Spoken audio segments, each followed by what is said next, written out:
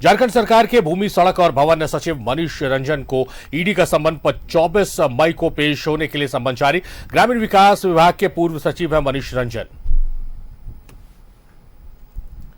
तो कहा जाता है कि बात निकलेगी तो दूर तलक जाएगी। जो कैश कांड हुआ, 37 करोड़ से ज्यादा कैश पकड़े गए, उसके बाद एक के बाद एक गिरफ्तारियां हुई। गिरफ्तारी में ग्रामीण विकास विभाग के मंत्री तक सलाखों के पीछे ईडी की रिमांड पर है और अब सचिव को तलब किया गया है।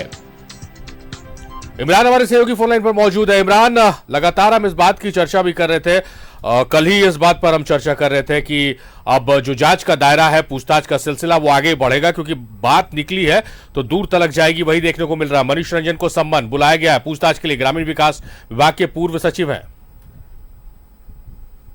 अगर हम देखें तो जब आलमगीर आलम और जहांगीर के साथ साथ जो संजीव लाल के ठिकाने से करोड़ों रुपए बरामद किए गए थे, इन करोड़ों रुपए बरामदगी के बाद से इस बात को लेकर के लगातार चर्चाएं की जा रही थी कि कहीं ना कहीं इस पूरे मामले की जांच की आंच जो है आने वाले दिनों में कई लोगों से होगा। हालांकि जब संजीव लाल और जहांगीर से जब पूछताछ की जा रही थी पूरे मामले को लेकर के, तो जो जानकारियां छन करके आ पाई थी कि जिस तरह से टेंडर में कमीशन का जो खेल चल रहा था, इस कमीशन के बड़ी रकम जो है कई लोगों तक पहुंचे हैं, तो उसमें से एक नाम जो है एम करके जो नाम सामने आ रहा था, जिसमें संभवतः मनीष रंजन है, जिससे इस पूरे मामले पर ईडी जो है आने वाले दिनों में पूछताछ करेगी। क्योंकि 24 मई को मनीष रंजन को जो कि IAS अधिकारी है पूछताछ के लिए बुलाया गया है। इस पूछताछ के दौरान जो है कई कड़े सवाल जो है वो मनीष रंजन से पूछे जाएंगे, क्योंकि कमीशन से जुड़ा हुआ यह पूरा मामला है। पहले ही 37 करोड़ रुपए की बरामदगी ईडी ने कर रखी है। हालांकि सुप्रीम कोर्ट में आज जब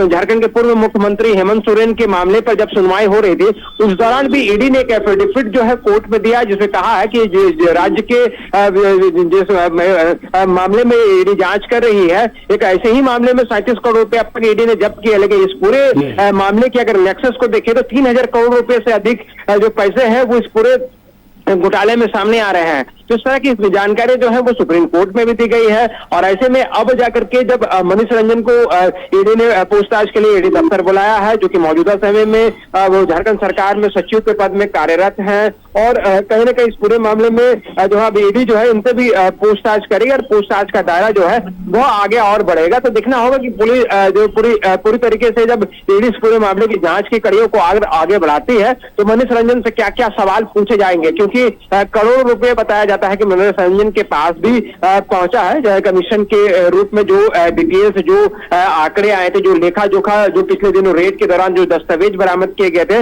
उसके आधार पर ये बातें कही जा रही है। इसलिए इस पूरे मामले पर जो है मनीष रंजन से पूछताछ की जानी है। फिलहाल मनीष रंजन को ईडी की तरफ से ईडी में उपस्थित होने के लिए 24 मई को बुलाया गया है। देखना होगा कि मनीष रंजन जब 24 मई को ईडी दफ्तर पहुंचते हैं तो अपने साथ क्या क्या डॉक्यूमेंट्स लेकर के वो पहुंचेंगे और अपने आप को इस पूरे मामले से किस तरह से अपने आप को अलग कर पाएंगे, क्योंकि तत्कालीन ये सचिव रह चुके हैं ग्रामीण विकास विभाग के, मौजूदा समय में दूसरे विभाग में कार्यरत हैं। ऐसे में एक बड़ी मुश्किल जो है वो मनीष रंजन के इर्द गिर्द घिरता हुआ नजर आ रहा है, क्योंकि जिस तरह से पूछताछ के लिए बुलाया गया है उसमें 24 मई को पेश होने के लिए कहा गया है संबंध में। चलिए, तो सम्मन जारी हुआ मनीष रंजन को और पूछताछ होगी। पूछताछ के बाद क्या खुलासे होते हैं, क्या जांच का दायरा और आगे बढ़ता है, इसके लिए थोड़ा इंतजार करना पड़ेगा। बहुत शुक्रिया इमरान आपका तमाम बातचीत, तमाम जानकारियों के लिए।